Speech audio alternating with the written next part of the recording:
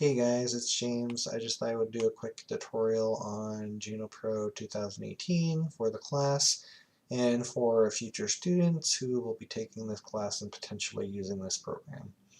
Um, it'll just be here as a quick guide on how to not only use this software but try to use it in an effective manner that will be quick and easy, because it does have some instructions over here, but they don't quite tell you all the dynamics of the software. For example, if you wanted to add a partner here to this couple and you wanted to just start a family tree, we'll call him John. If I can spell, I'll call him John. And this is John Smith, born in 1953. If we just hit add, it just adds an arbitrary wife here, and you didn't necessarily want that. That would be really frustrating for you to try to figure this out. So what you need to do is kind of select both of them before you hit F, and then add John in, and then just go ahead and add his wife, who will be there. And the son is here, so you can go ahead and add him. That way it's just easy for you to just go ahead and add him. So I'm just making some numbers up just to set an example of how to create a tree. By no means do you have to do exactly this way, but this I thought would be a helpful guide. So you can add John's parents by going up here and selecting new parents. We'll move Jane over because the tree isn't smart enough to know that when you add people not to overlap images or parents or anything like that. So you could add parents here just like so. Just know that the tree isn't smart enough, the program isn't smart enough to put people in chronological order while you're adding them. So if you wanted to say add Jane's brother, Jane's already in there. We'll say Jacob Brown, who is born, I can't type. We'll say he was born then. So hit OK.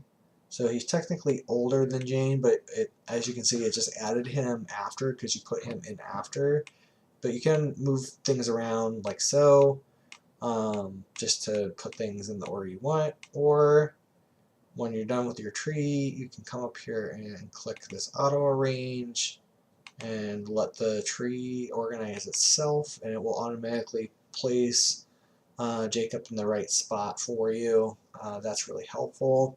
The auto arrange may mess up your tree at some point. Just be aware of that, but you can always undo it by going to edit and clicking undo tree or undo that auto arrange. So we'll leave it auto arranged for now just to keep it arranged, but this is like a quick little tutorial on how to set up your tree.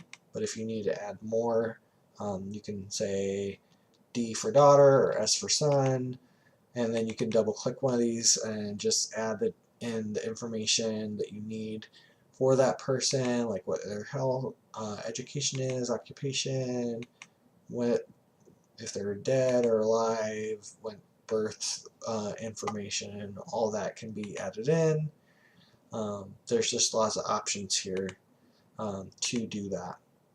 Now let's do some relational stuff, since this is a family systems kind of program and this is important. So we could always do click on somebody and then pick an option like cut off repair and say that Jane and her husband had a moment where they had cut off from each other, but they repaired that in some way. Maybe they went to therapy, maybe they didn't. Who knows? We're not going to get into those stipulations, but you can show it in that way.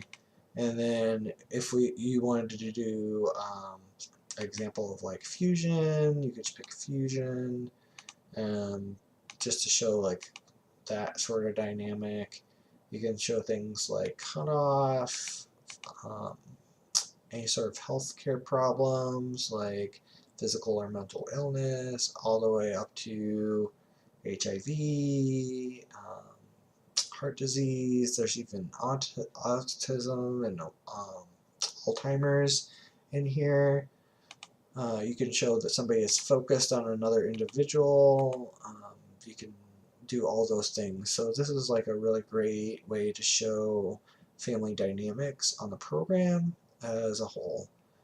My only critiques about this is that there's really no easy way to do a same-sex relationship. I'll do an example. So let's say Kevin has a partner.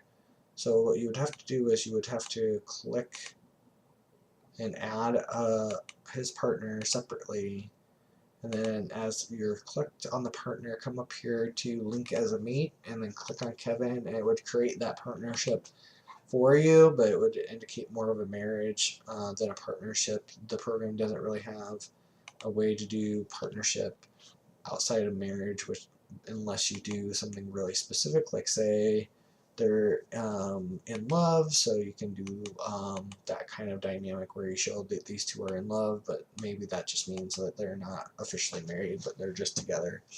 So you could do that for a same-sex couple to show relationship stuff. Otherwise, I didn't necessarily see a way to do a transgendered individual on the program in any sort of way. Hopefully this will help you figure out the program, figure out how to do your genogram, and make it a little easier to navigate. Okay, I'll see you guys in class.